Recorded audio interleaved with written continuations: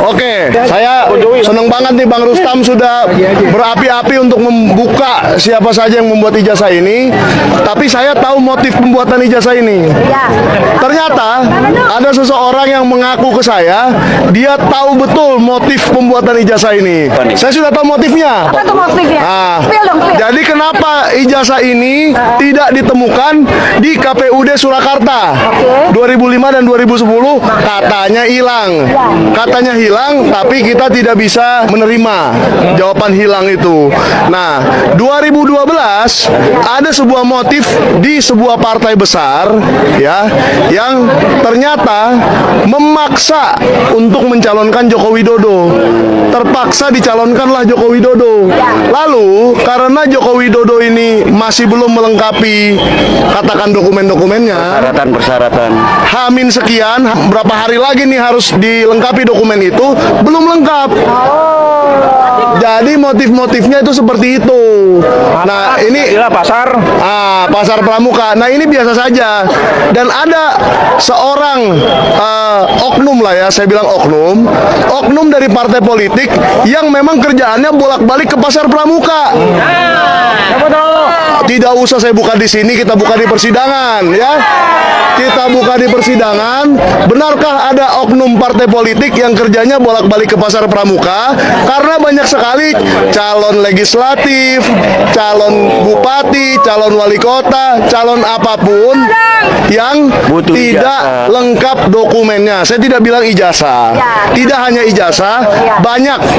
Jadi ada oknum-oknum di partai politik yang kerjanya bolak-balik. Nah, ini sudah rahasia umum sebenarnya. Klien kami akan membuktikan sebuah kebenaran yang selama ini lebih dari 1 tahun itu coba untuk dirubah menjadi dari kebohongan menjadi kebenaran.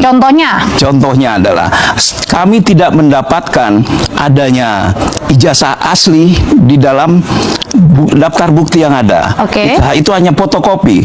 Bagaimana mungkin fotokopi disandingkan dengan katanya ini kan ujaran kebencian ya, fitnah. Fitnah. Klien kami melakukan fitnah terhadap siapa? Kalau ada fitnah, berarti dia harus membuktikan bahwa dia itu benar, gitu kan? Ternyata bukti yang awal ini adalah adanya informasi ijazah kan gitu toh. Ijazah ini sampai hari ini tidak ada. Mas Indra, kira-kira apa yang respon Bapak terkait dengan masalah pengaduan masyarakat kepada ketiga orang yang diduga keras bertanggung jawab tentang terbitnya atau adanya ijazah yang diduga palsu dari Jokowi? Jadi gini, yang pertama tentunya sudah ketahuan. Saya tadi barusan sidang di Jakarta, PN Jakarta Pusat, itu kami kan gugat tentang masalah ijazah Jokowi yang digunakan ketika mendaftar sebagai wali kota Solo, Gubernur DKI Jakarta, dan Presiden yang 2 kali periode. Itu ijazahnya sama. Dan ijazah itu yang kita bilang yang di teman-teman selidiki termasuk Bonatua ya, yang menyelidiki itu adalah ijazah palsu. Itu yang kami kejar, Pak. Kami kejar bahwa kita harus bisa buktikan bahwa ijazah Jokowi yang dipakai digunakan ketika menjadi pejabat publik dari wali kota, gubernur, dan presiden menggunakan ijazah palsu. Berarti apa? Berarti Jokowi tidak punya ijazah. Nah, berarti ijazahnya dibuat. Nah, ijazah yang dibuat siapa? Nah, kita perkirakan ada aktor-aktor di belakang pembuatan ijazah Jokowi. Antara lain yang Pak Heru gugat adukan ke Dumas hari ini adalah Praktikno yang waktu itu rektor UGM. Kemudian Eko Sulistyo. Nah, ini dicurigai lah ada dugaan mereka itu terlibat di dalam pembuatan ijazah Jokowi ini yang mau diselidiki kan ya. Diadukan pada hari ini oleh Pak Rizal Fadilah dan Pak Heru dari UION. Nah, ini kami gembira sekali Pak, maka saya dari sidang di PN Jakarta Pusat saya langsung kemari karena ini menyambung. Kita harus bongkar kita harus tuntaskan bahwa ijazah Jokowi asli apa palsu kan. Jadi kalau asli ya udahlah, kita minta maaf, kita dihukum tidak ada masalah. Tapi kalau palsu ya harus dibuktikan dan buktikan ya secara profesional, transparan. Ya kan harus seperti itu. Dan ini kalau ternyata benar palsu, berarti kita betul-betul telah dikibulin, dibohongin ya soal yang pernah jadi wali kota Solo, pernah jadi gubernur DKI, dan pernah jadi presiden 2 periode. Dibohongin oleh namanya Joko Widodo. Nah ini mudah-mudahan yang Pak Errol laporkan ke Dumas ini bisa dibongkar juga Pak. Ya, dan kita berharap agar Barreskrim juga segera merespon ya. Ya, merespon secara profesional ya. Profesional sesuai dengan mereka presisi. Ya, presisi. Ya, harus keadilan harus ditegakkan, kebenaran harus ditegakkan, kejujuran harus ditegakkan Pak. Satu lagi Jenderal, ini kan pernah beredar di media bahwa ketika beliau jadi wali kota tuh gelarnya Dr. Andes. Ya. Saya pernah baca. Nah, itu. Saya pernah baca. Jadi agak menarik juga kalau ada yang bisa membuktikan bahwa dia pernah mengajukan sebagai seorang Dr. Andes ya. Dan yang paling jelas terang benderang itu foto di ijazah yang dipakai untuk mendaftar calon. Sama semua. Ya, sama, dan itu kita yakinin bukan foto dia. Bukan. Bibirnya beda, giginya beda, kemudian berkacamata, oke lah. Bisa aja dulu kacamata, sekarang kan, tapi jarang-jarang loh. Jarang. Biasanya kalau dulu kacamata, sekarang kacamata, atau balik. Ini kebalik. Beda apa? Kelihatan. Ya. Nah, mudah-mudahan ini kita tidak bisa tetap azas praduga tak bersalah, kan kita harus junjung tinggi. Makanya kami ya bersama teman pejuang ini ingin membuktikan supaya apa? Supaya bangsa Indonesia tidak tertipu. Ya, itu yang kita mau tegakkan, Pak. Iya. Bang Marwan, kira-kira apa nih tambahan komentar dari Abang terkait dengan masalah yang sedang seru ini, Bang? Silakan. Ya, terima kasih. Assalamualaikum warahmatullahi wabarakatuh. Jadi sekarang kan kita siap-siap mengikuti persidangan terhadap 2 teman kita, Mas Roy dan Bu Tifa ya, yang ini kaitannya dengan pengaduan Jokowi ke Polda pada bulan April. Isu utama itu adalah pencemaran nama baik, fitnah dan sebagainya, dan ada beberapa pasal yang dijadikan dasar untuk pengaduan ini, dan sudah dilaporkan ke Kejaksaan Agung. Nanti dari Kejaksaan Agung inilah jaksa yang akan menjadi penuntut terhadap pengaduan Jokowi ini. Nah, di pihak kita sebetulnya berharap pengadilan itu bisa terjadi dengan harapan nanti ada proses di mana hakim-hakim itu memanggil Jokowi untuk menunjukkan ijazahnya. Itu menjadi keyakinan kita dan harapan kita untuk nanti dengan begitu bisa ditunjukkan di pengadilan bahwa ijazahnya itu asli atau palsu. Ya.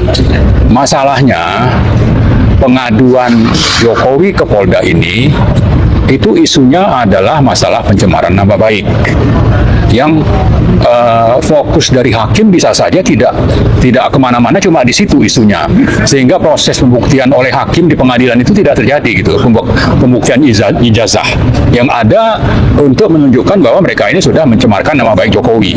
Pasalnya ada berapa, 4 atau berapa itulah yang kita khawatirkan ya. Jadi apalagi kalau pengadilannya ini konon pimpinannya memang dekat dengan Jokowi, sehingga akhirnya nanti proses ini ya berhenti di situ aja.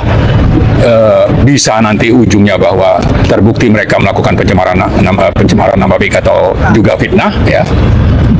Kemudian pengadilan itu sendiri tidak akan memproses pembuktian ijazah dari Jokowi. Selesai di sana. Syukur kalau teman kita itu nanti bisa lolos. Tapi kalau tidak, berarti terjadi kezoliman.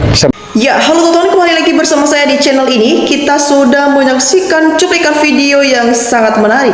Dan tentunya teman-teman, sebelum kita bedah lebih dalam isu panas hari ini, jangan lupa untuk berikan komentar kalian dan subscribe channel ini agar teman-teman tidak ketinggalan informasi menarik yang kita sampaikan. Teman-teman, hari ini kita akan membedah satu topik panas yang menjadi kunci utama penyelesaian kasus yang sengketa dokumen pendidikan mantan Presiden Joko Widodo. Ya, strategi licik untuk menutupi kasus ini akhirnya mulai terbongkar dan kini desakan untuk mengungkap siapa sebenarnya sosok di balik perbuatan dokumen tersebut semakin menguat. Nah, teman-teman semua, selama ini banyak pihak yang sengaja mengalihkan pembicaraan, menunda proses hukum hingga menyembunyikan siapa oknum yang merancang dan memesan dokumen yang diperdebatkan ini.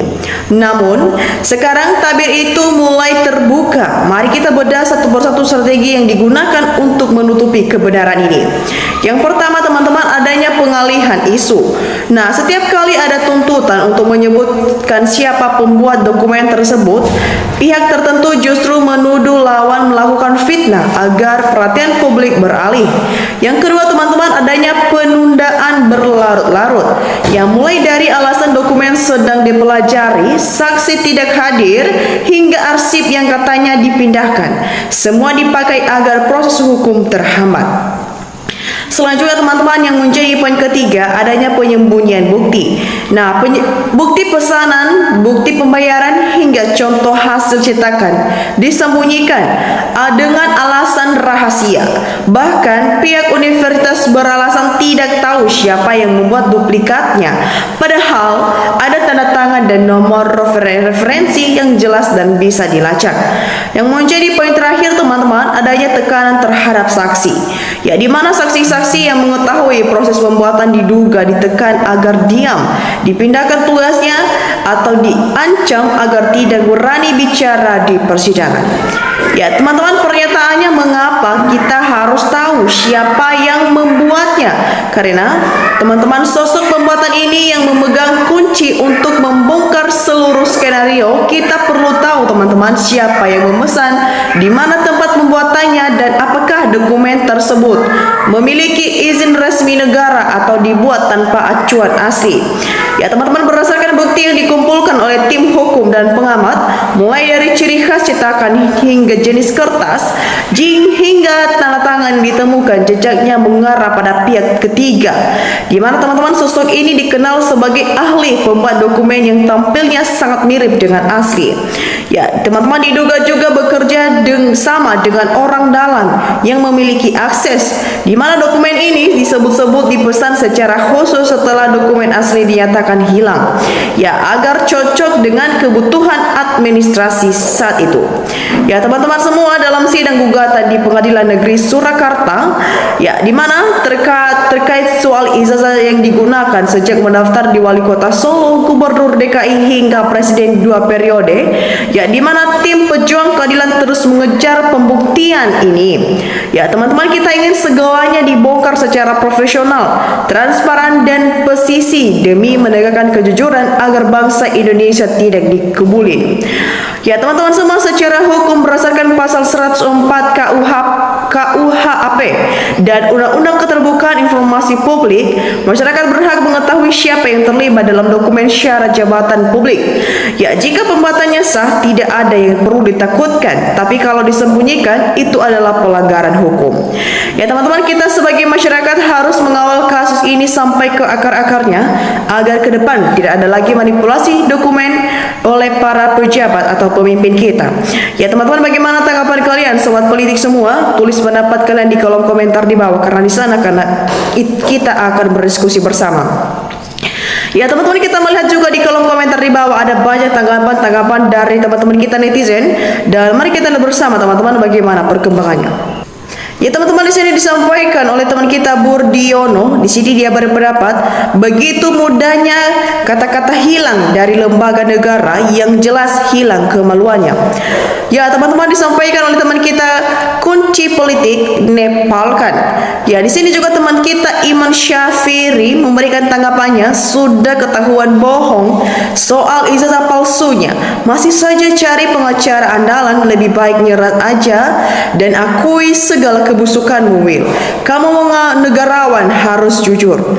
Ya, teman-teman, kita lanjut. Di sini juga teman kita Syakil memberikan tanggapannya, salah saleh wahale metik berkarti ngaku aja, wi muak lihatnya. Ya, teman-teman, kita lanjut. Tunah Nayung memberikan memberikan tanggapannya juga di sini. Katanya kedaulatan ada di tangan rakyat.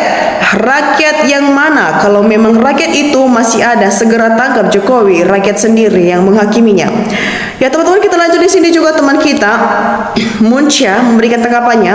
Di Indonesia, kursi kehakiman sangat butuh putra-putri bangsa yang beriman, yang solih-solihan, yang kepribadiannya taat agama dan agamawan, ilmuwan, integritas, cerdas dan tegas menentukan hak dan batil, dan anti suap. Baru negeri ini akan bangkit. Jangan harap negeri ini akan aman, nyaman jika kursi kehakiman diduduki oleh orang pro suap. Jika penjilat yang menentukan kezoliman, yang benar disalahkan dan yang salah akan dibela. Teman-teman, kita lanjut di sini juga. Teman kita Muhammad memberikan tanggapannya. Hidup kaya nggak punya presiden, bahkan merasa menjadi musuh presiden. Pemerintah dikritik, rakyat menjadi musuh. Jokowi ijazah palsu, presiden membiarkan rakyat bertengkar. Presiden bertepuk sebelah tangan. Ya teman-teman, kita lanjut di sini juga. Teman kita Sidmore memberikan tanggapannya. Hidup Jokowi. Nah teman-teman semua, mengenai kasus ini bagaimana tanggapan kalian semua? Dan mari kita lihat bersama-sama teman-teman untuk memberikan analisis kita di kolom komentar di bawah, sehingga kita bisa bertukar pikiran bersama. Dan demikian saja teman-teman untuk cuplikan video kali ini. Jangan lupa saksikan video berikutnya, tak kalah menarik. Salam NKRI, harga mati.